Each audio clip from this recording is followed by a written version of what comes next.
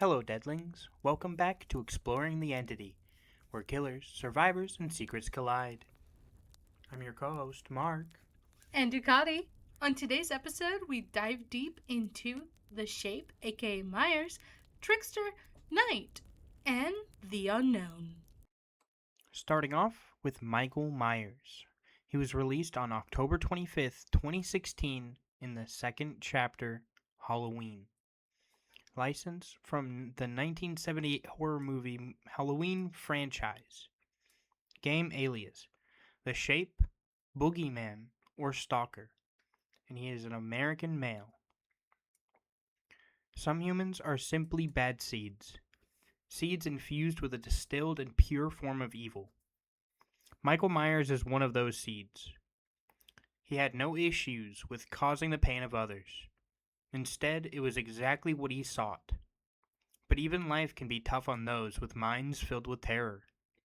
The difference is just how one goes about solving those problems. For Michael, he had to kill to find some inner peace. As he took his sister's life, the police found a silent boy dressed as a clown at the scene. When one stumbles upon a growing fire, one does not pour gasoline on it. But this was an action taken by officials that had no idea how it would shape this demon in the boy's body. Sending Michael to a mental institution was a feeble attempt to save the child. Unsuccessful therapy and nightly screams just made him more introverted and deranged. People hoped that Michael Myers would end up a parenthesis, soon to be forgotten and buried. A failure that soon were to rot away, but then he escaped. Moving on to his perks. Dying Light. Whenever you hook a survivor that is not the obsession, earn 1 token.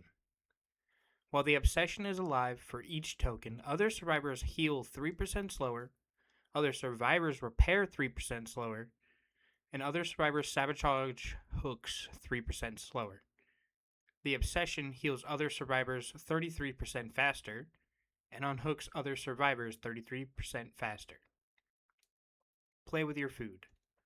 Whenever you stop chasing the obsession, you earn 1 token, up to 3, with a cooldown of 10 seconds. For each token, gain 5% haste.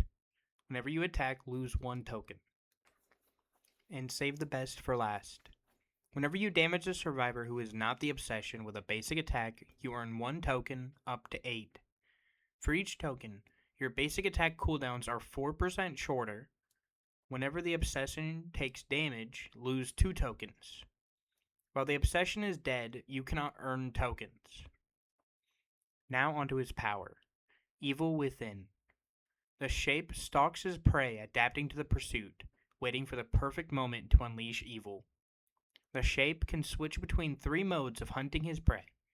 Each mode has different strengths and weaknesses. Special Mode, Stalker. The Shape moves slowly and is undetectable. In Stalker mode, press and hold the power button to stalk a nearby survivor and fill the stalk meter. When the stalk meter is full, Evil Incarnate mode is unlocked. Special Mode, Pursuer. The Shape moves quickly and has a 16-meter terror radius. Vault, Basic Break, Lunge, and Stun recovery speeds are increased. Special Mode, Evil Incarnate. The Shape's terror radius is increased to 32 meters. Vault, Basic Break, and Stun recovery speeds are increased. Survivors who have reached the second hook stage can be killed. Evil Incarnate mode ends after 60 seconds. Special ability, Slaughtering Strike. In Evil Incarnate mode, hold the power button to charge Slaughtering Strike and press the attack button to unleash it. The longer the power button is held, the more distance on the attack. Survivors hit by Slaughtering Strike are downed, even if healthy. Hitting a dropped pallet or breakable wall will special break it. Now onto his add-ons. Judith's Tombstone. Hooking a survivor during Evil Incarnate refreshes its duration.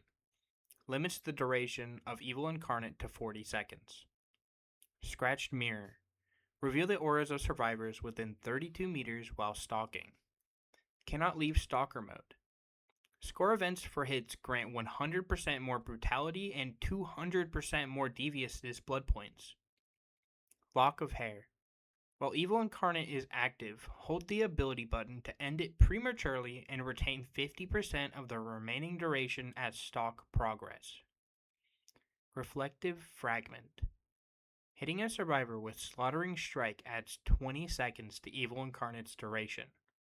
Slaughtering Strike only deals a single health state of damage. Tombstone Piece.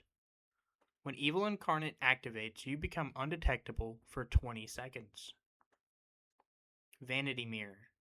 When Evil Incarnate ends, you see the aura of all survivors for 4 seconds. Hair Bow. Increases the duration of Evil Incarnate by 20 seconds. Decreases the stock meter fill rate by 20%. J. Myers Memorial. Increases pickup and hook speeds by 40% in Evil Incarnate mode. Jewelry Box. Increases the stock meter fill rate by 30%. Decreases stock range by 16 meters. Judith's Journal. Increases the stock meter fill rate on the Obsession by 40%. Mirror Shard. Increases the base duration of Slaughtering Strike by 0.25 seconds. Decreases the charge speed of Slaughtering Strike by 25%. Dead Rabbit. A gray decreases terror radius in Pursuer mode by 25%. Increases terror radius in Evil Incarnate mode by 25%. Fragment Tuft of Hair. In Evil Incarnate mode, survivors are exposed, lunge range is increased by 50%, and Slaughtering Strike cannot be used. Glass Fragment. Increases the movement speed of Slaughtering Strike by 5%. Decreases the charge speed of Slaughtering Strike by 10%. Hairbrush. When Evil Incarnate activates, the next pallet break is 50% faster. Jewelry. Increases the stock meter fill rate on stationary survivors by 10%. Blonde Hair. Scratch marks and pools of blood last 100% longer in Stalker mode.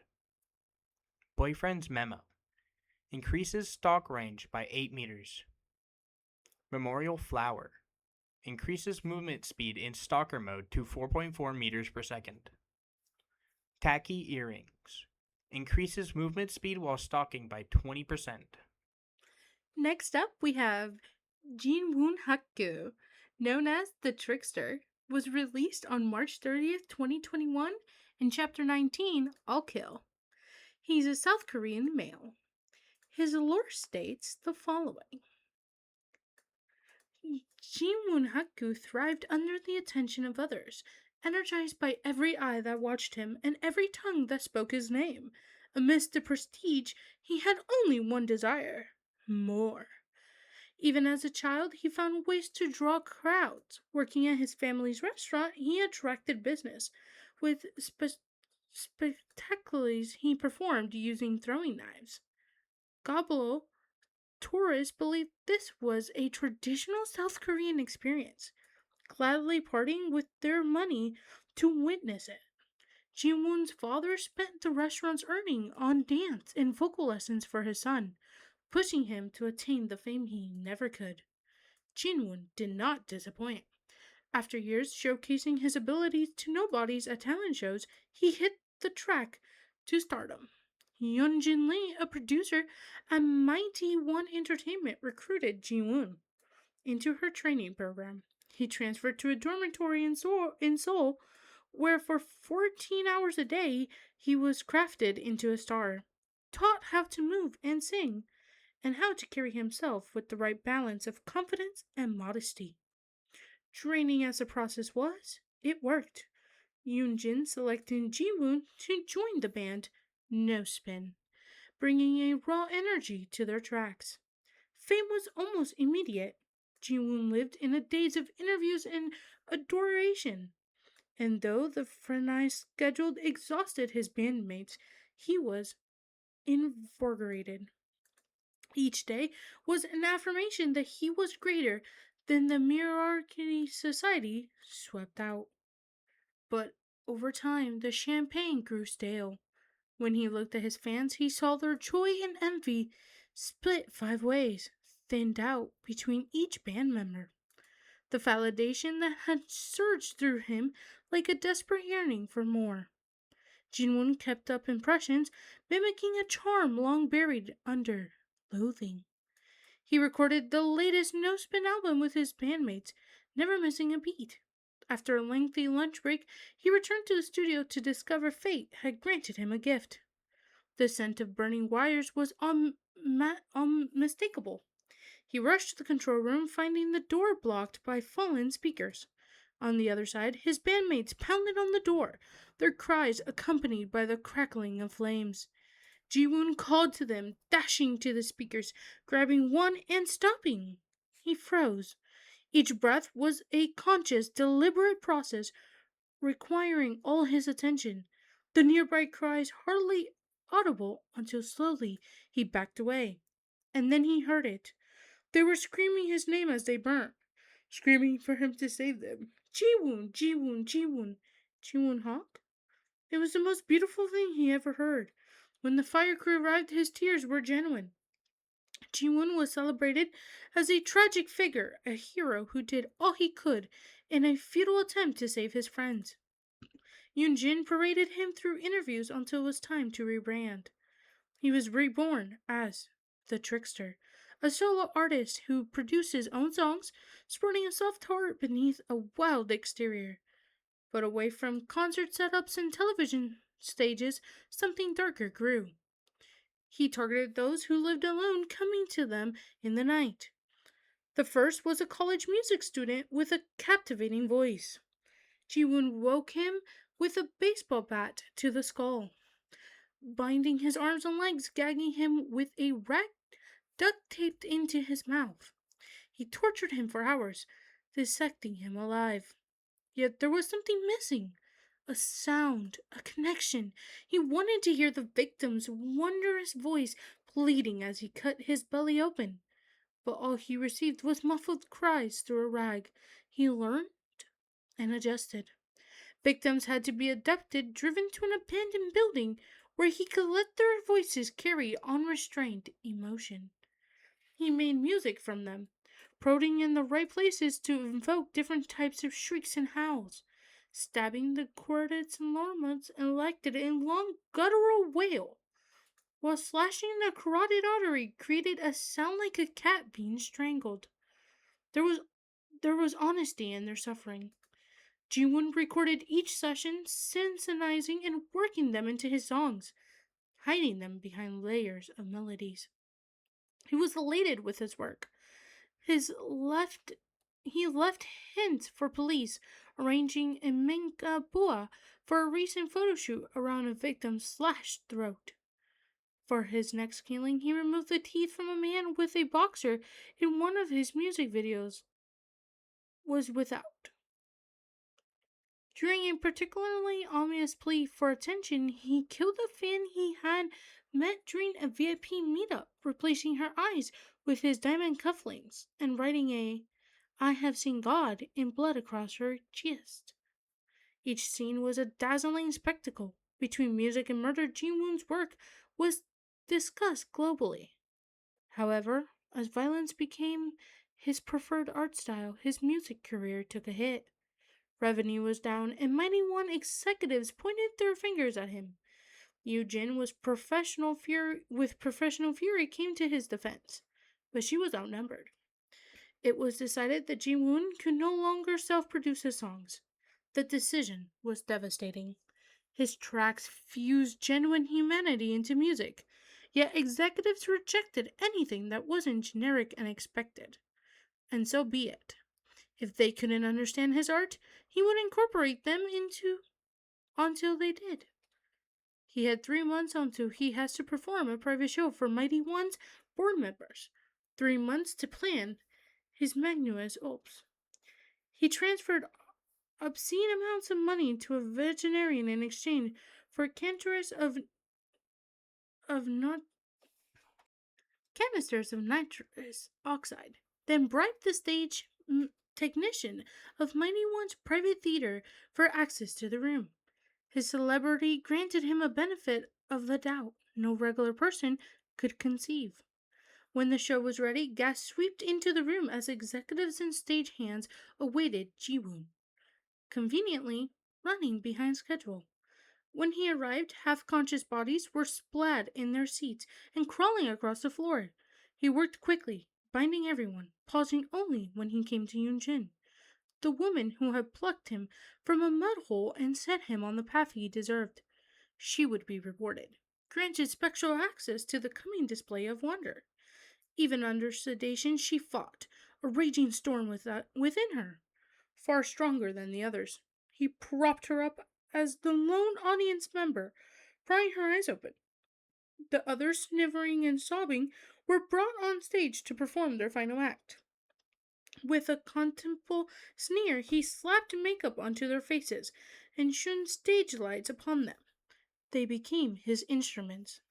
To the sound of self-produced melodies, he tortured them, gracefully dashing from one body to another, conducting an Orioletic crescendo from their wailings. They shouted, whimpered, screamed, cried for their loved ones, cried for their mothers. It was a magnificent outpouring of emotion, of what it meant to be human, and they did it with eyes fixed on Jiwoon.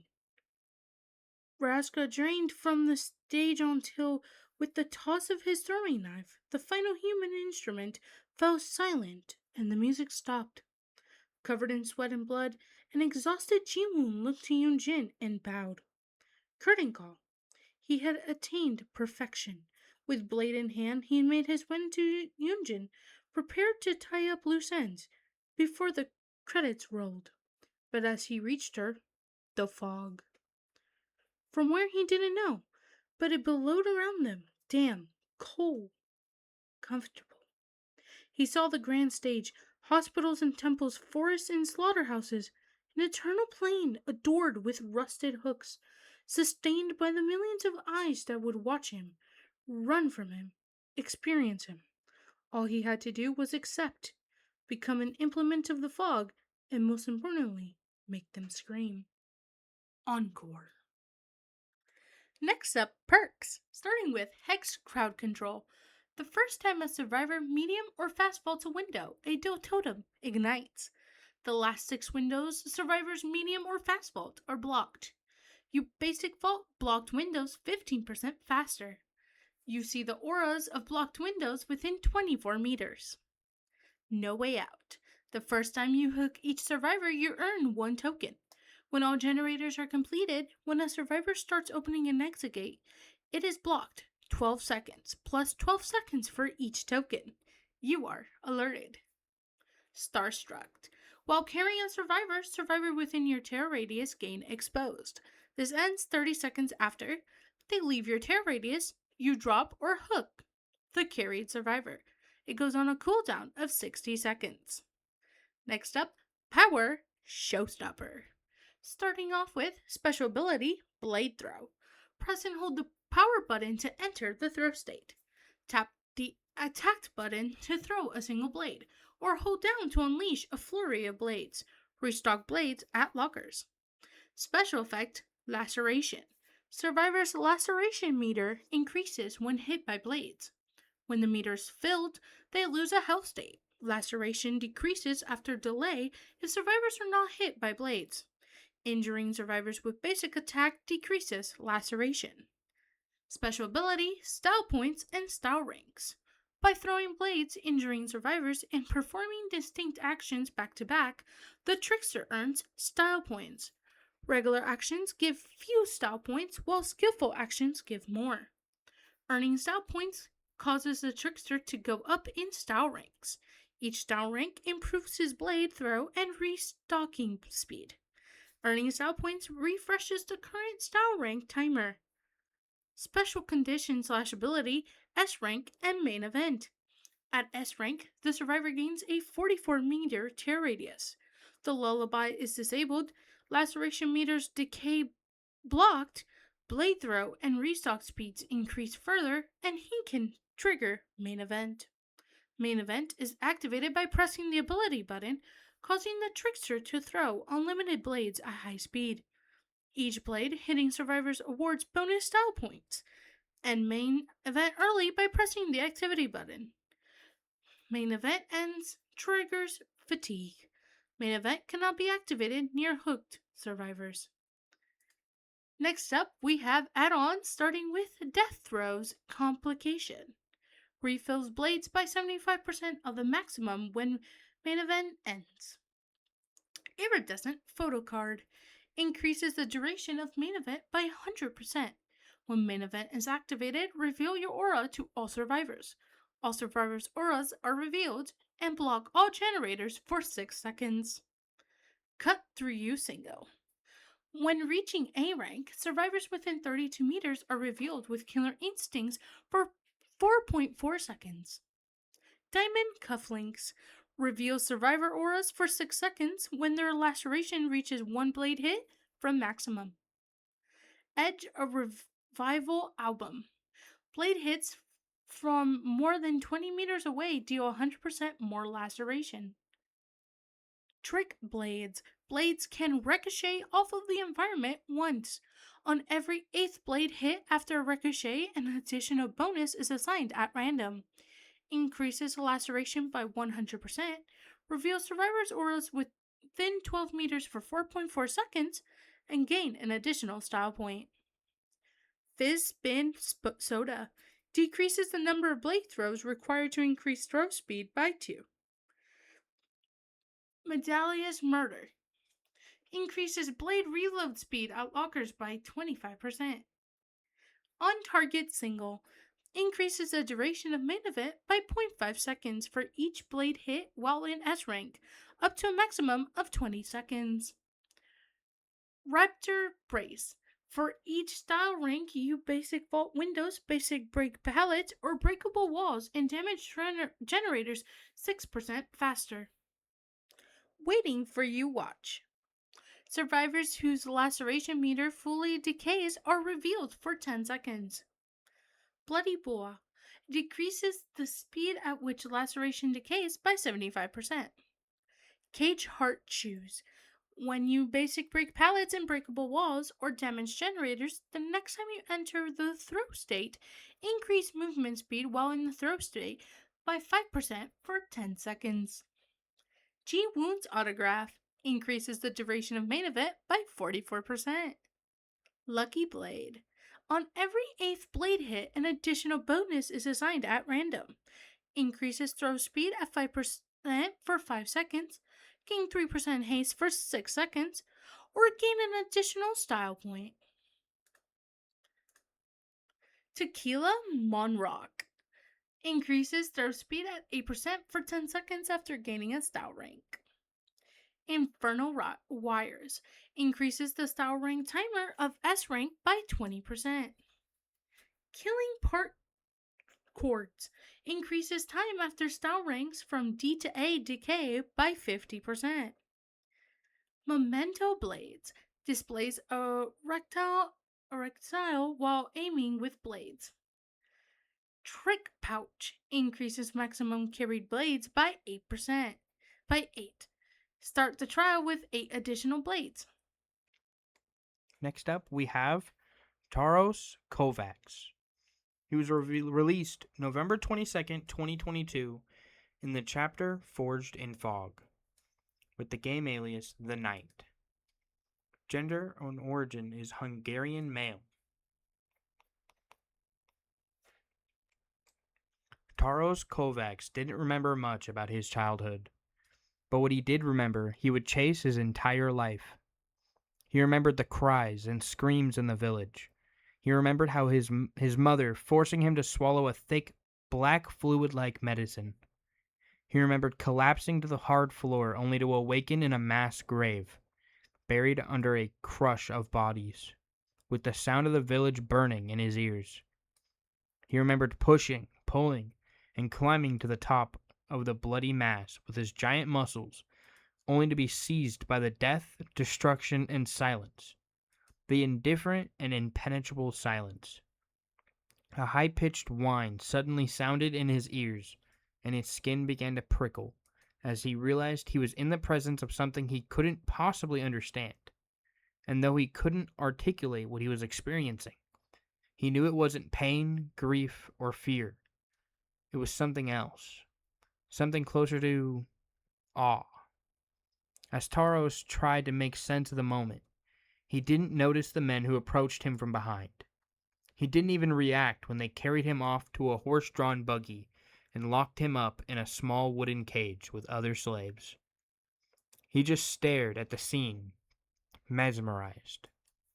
And even as they rode away, telling him he was headed for Italy, Taros stared through the wooden cracks with eyes wide open and a heart wanting to understand what could not be understood. From that day on, Taros belonged to the Guardia Campania, where he trained under Kadir Hakam. There he learned to wield weapons, forge armor, and recite a code of chivalry to obediently serve those who would employ his services. As the years passed, Taros made few friends amongst the hostile and competitive mercenaries. But his skill, strength, and smarts attracted a small following who believed his courage brought them luck in battle, and that one day he would help them earn their collective freedom. 3 of his followers pledged their undying allegiance to Taros, and came to be known as his faithful 3, his pack. Alejandro Santiago apprenticed with the Guardia Campania's armorer. Durkos Malasek showed an aptitude for stealth and silent kills.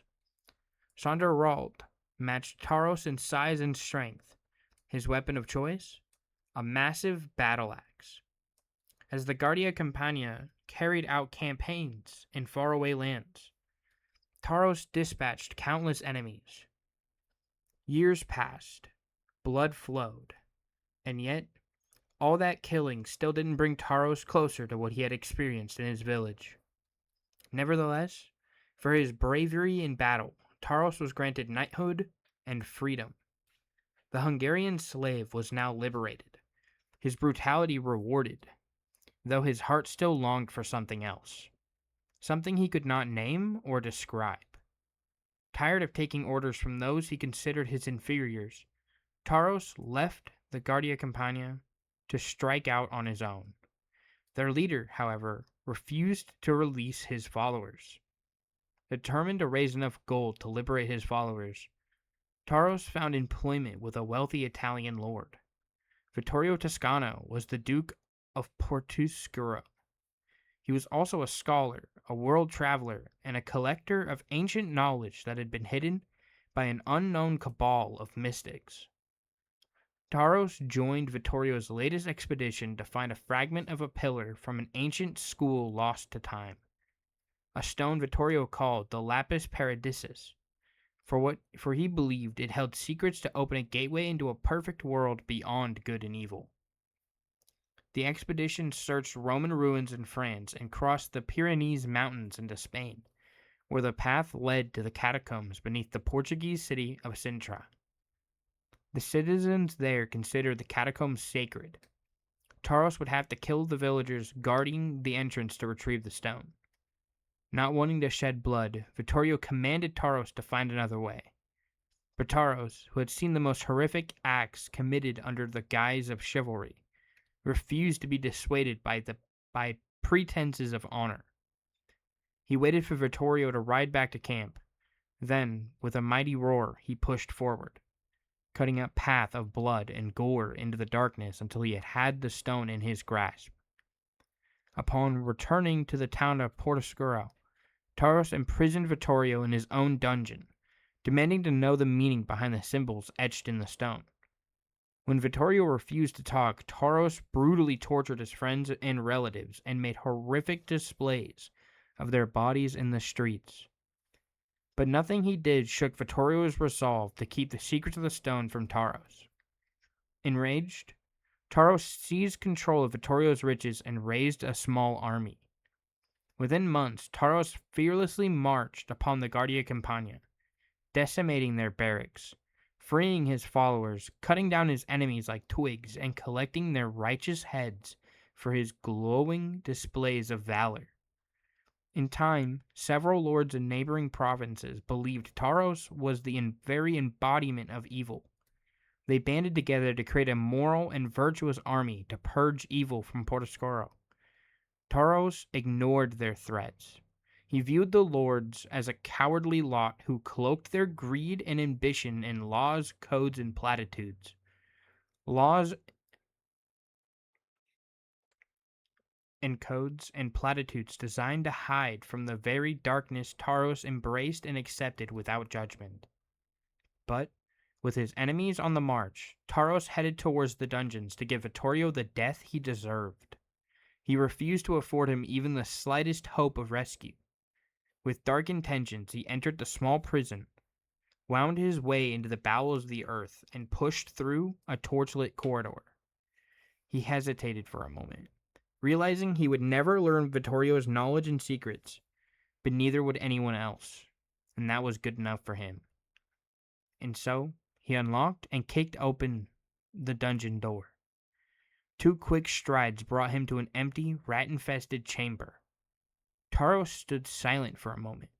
Then, a roar of indignation burst out of his lungs as the sound of battle suddenly reverberated through the town.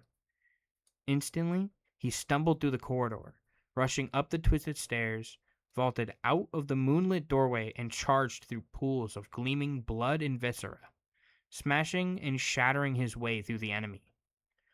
The moral and virtuous lords rained flaming boulders and tree trunks among the town, bursting through homes, crushing villages like worms, pounding the ground and igniting stacks of hay and piles of lumber into massive tongues of fire. Amidst the carnage and chaos, the pack found Taros, and back to back they became a whirlwind of death. Some believed their courage gave them luck. Others believed something otherworldly protected them.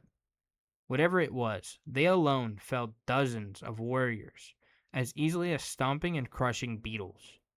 And as they butchered the enemy, Taros didn't notice the strange fog rising from the fallen corpses and clattering armor until he couldn't see 2 inches in front of him in any direction. Taros stumbled forward, groping in the thick fog, like the dark fluid his mother forced down his throat all those years ago. His coordination and sense of direction was confused as he called out for his pack. How long he stumbled in the almost perfect darkness, he did not know.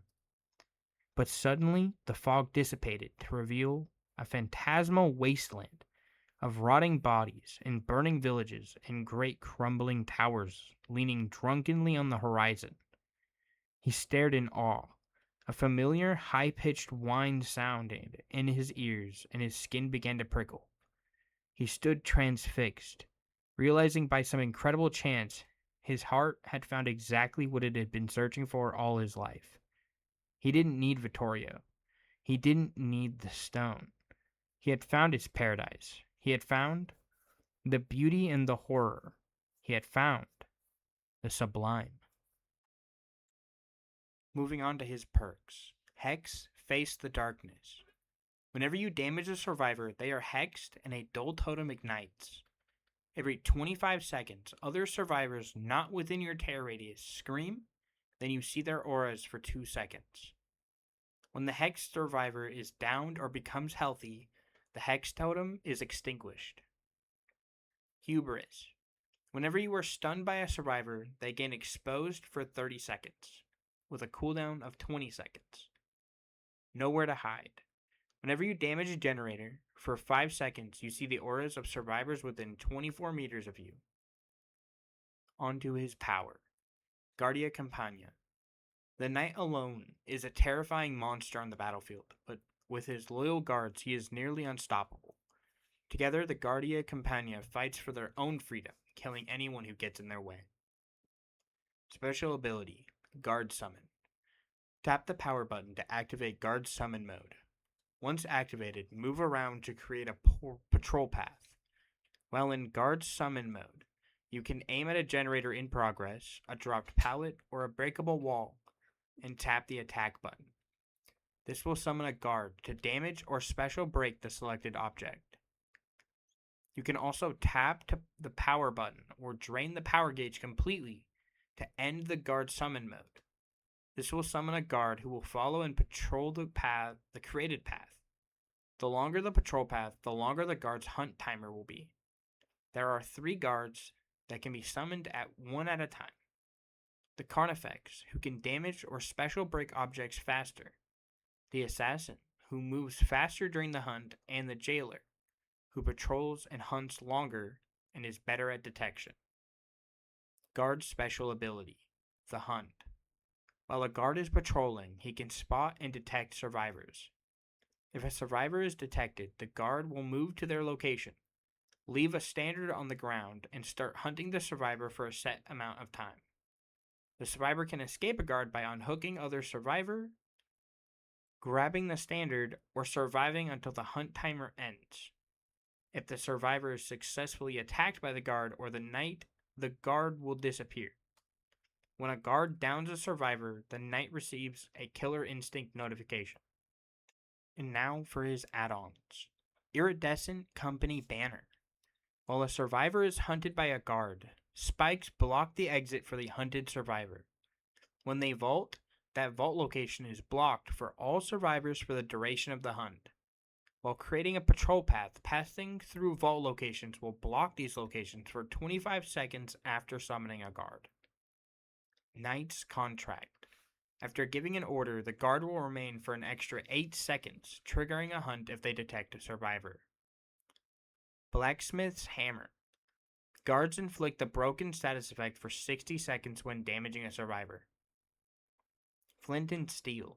After summoning the Carnifex, the knight can see the auras of survivors within 24 meters of downed pallets for 8 seconds. Healing Poultice. After summoning the assassin, all survivors within 8 meters from the guard's initial position have their auras revealed for 8 seconds. Jailer's Chimes. After summoning the jailer, survivors that cross his patrol path have their auras revealed for 8 seconds. Broken Hilt.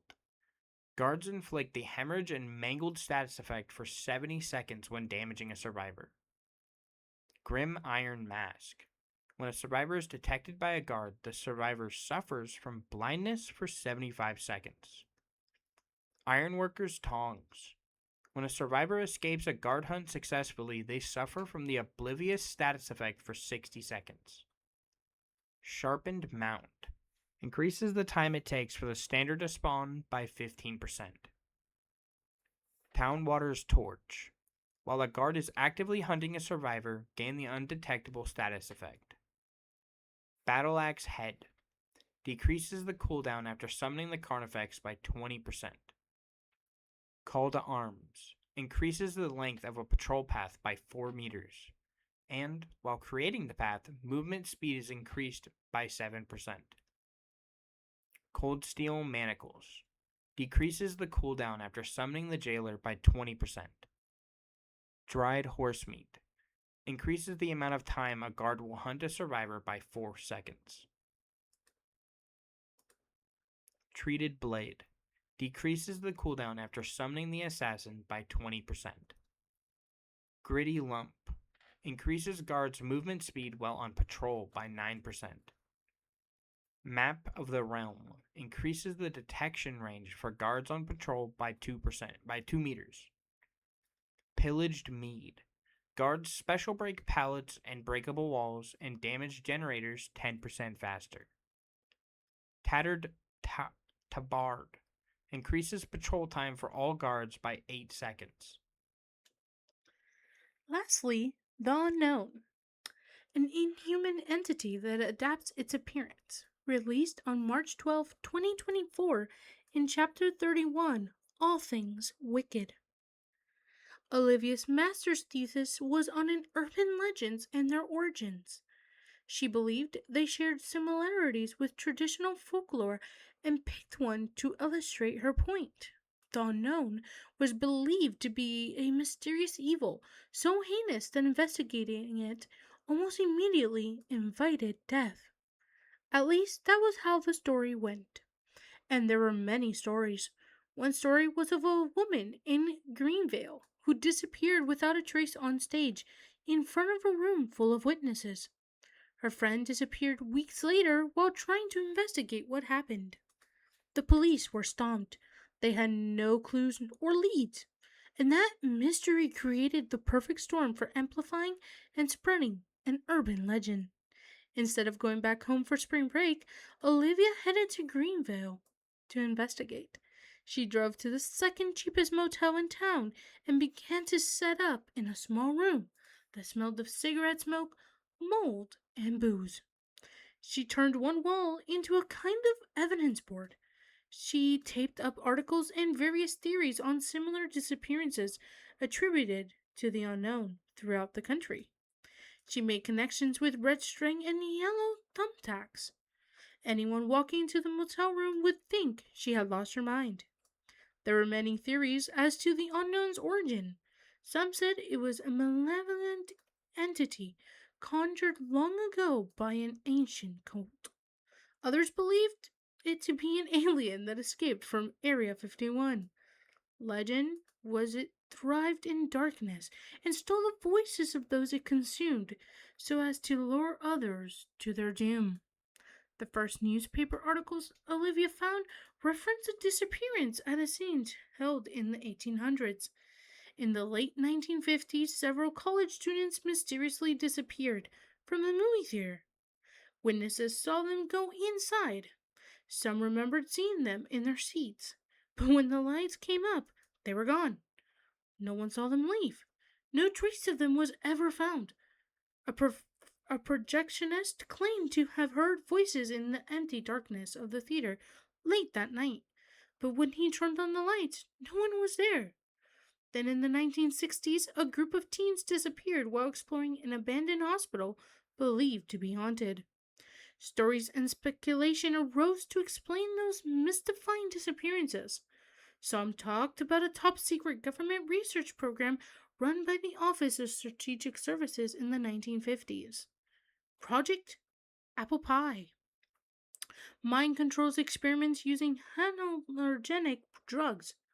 Most of the records were destroyed in the 70s, but witnesses claimed that experiments were performed on unsuspecting civilians in various settings and locations throughout the country, including movie theaters, hospitals, and universities. Many believe these unethical experiments opened doorways to other dimensions, which allowed evil things to enter the world. Olivia wrote observations to pin to her evidence board. The unknown dwells in darkness and can mimic its victims.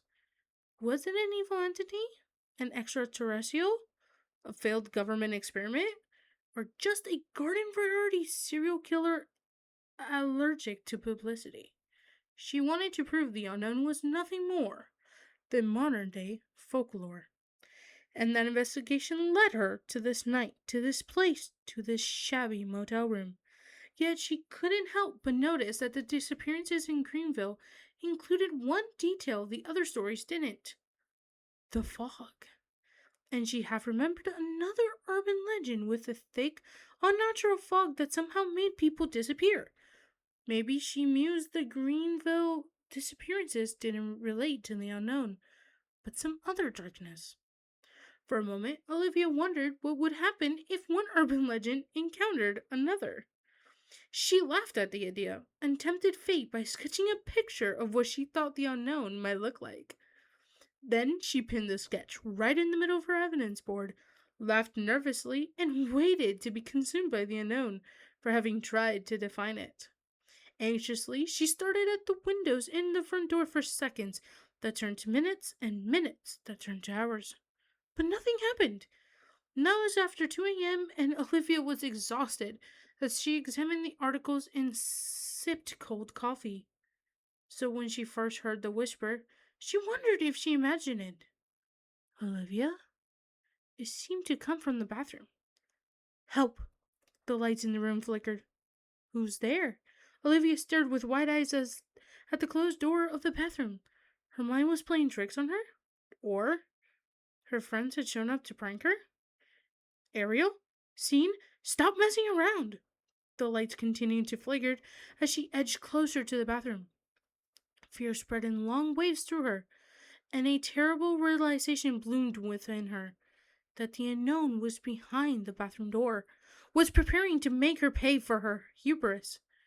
Something began to whisper her name again, but then the voice rose, cracked, and distorted, in sudden panic as if the brawling creature behind the door were under attack.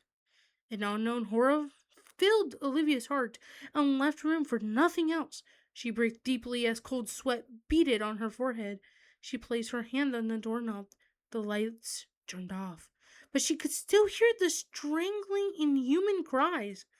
Then the lights turned back on, and she could see a strange black fog seeping through the bottom of the door. Hesitantly, Olivia cracked the door open to see a bulky shape with frenzied tentacles being pulled into a thick mass of fog, vanishing slowly into the darkness like a dying shadow. The shrieking stopped suddenly. Neighbors banged on the wall to turn down the TV, and Olivia stared intensely at the black mist that yawned before her. She wasn't sure what to do. Part of her wanted to run, but the other part wanted to know more. And as she considered what to do next, dozens of voices began to call out to her, with promises of the unknown and the impossible and of unearthly things beyond human experience. Moving on to his perks, starting with Unbound. Whenever a healthy survivor becomes injured, for the next 30 seconds, whenever you basic vault a window, gain 7% haste for 10 seconds. Undone. Whenever a survivor misses a basic skill check, earn 3 tokens up to 30. Whenever you damage a generator, spend all tokens. For each token spent, the generator loses 1% progress. The generator is blocked for 1 second. When that generator is unblocked, it begins regressing. Cools down for 60 seconds. Unforeseen. Whenever you damage a generator, your tear radius is set to that generator for 30 seconds, and its radius is 32 meters. You gain undetectable for that time, and it goes on cooldown for 30 seconds. Next up, his power, UVX. Press the power button to charge UVX. Once ready, press the attack button to launch UVX, a bouncing projectile which creates a blast area upon impact. Survivors become hindered by 6% if touched by UVX while airborne. Survivors touching the blast area become weakened. Weakened survivors lose health states if touched by blast areas. Survivors lose weakened by successfully staring down the unknown. Special ability, Hallucinations. The unknown will intermittently create up to 4 hallucinations. Hallucinations cannot be created while charging UVX, performing interactions, or in proximity to map objects like hooks. Whenever survivors are touched by blast areas or otherwise become weakened, the next hallucination spawn times decreases by 10 seconds. The unknown can teleport to hallucinations, leaving behind a temporary decoy. Survivors can remove hallucinations from the trial with the Dispel ability.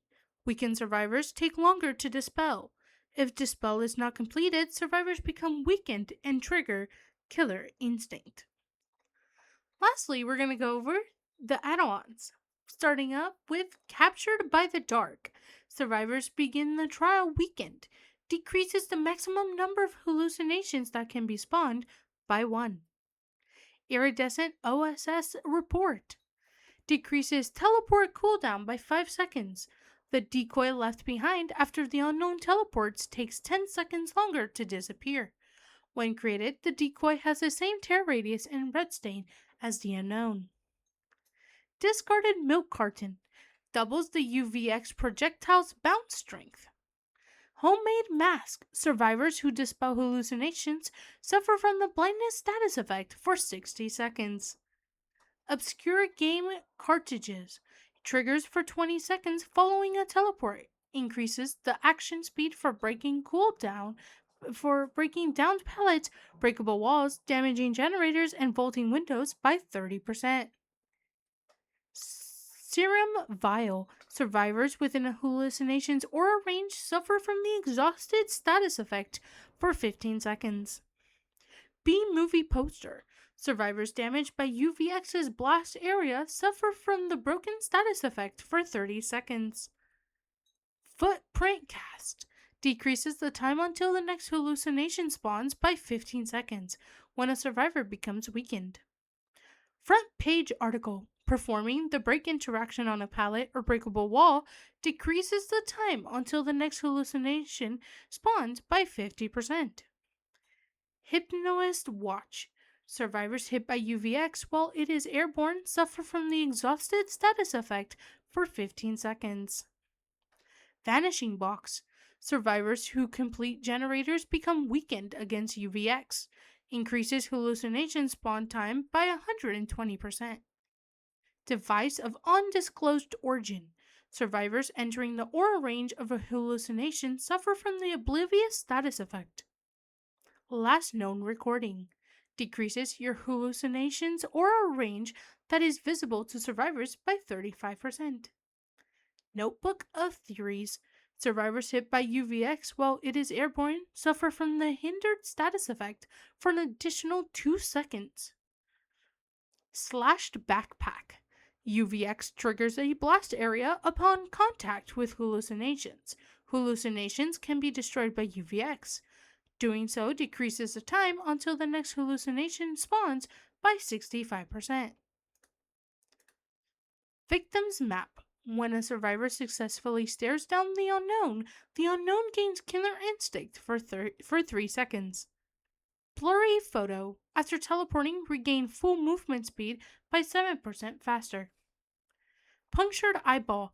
Survivors who are both weakened and injured suffer from the deep wound status effect when they dispel a hallucination. Rabbit's Foot. Pools of blood are brighter when charging UVX. Survivors injured by UVX suffer from the hemorrhage status effect for 45 seconds. Sketch Attempt. Survivors hit by UVX's blast area suffer from the oblivious status effect for 20 seconds. Before we end the episode, we want to let everyone know of a very interesting new feature we've brought to our website. On the homepage, you can now get in contact with us about episode ideas, comments, suggestions, and even some partnership ideas. We're so thankful for all of you, our deadlings, and hope you're having an amazing time listening to us every week. If you are curious about this information down the road, feel free to head over to our website to see all of this at any time from any mobile device or computer. Thank you for joining us here at Exploring the Entity. Remember to follow us on Spotify and Instagram at Exploring the Entity. Also, check us out on the visual side on YouTube at Exploring the Entity DVT. Until next time, Dellings, keep your eyes on the shadows, listen for the claws, because the fog doesn't just surround you, it waits for you.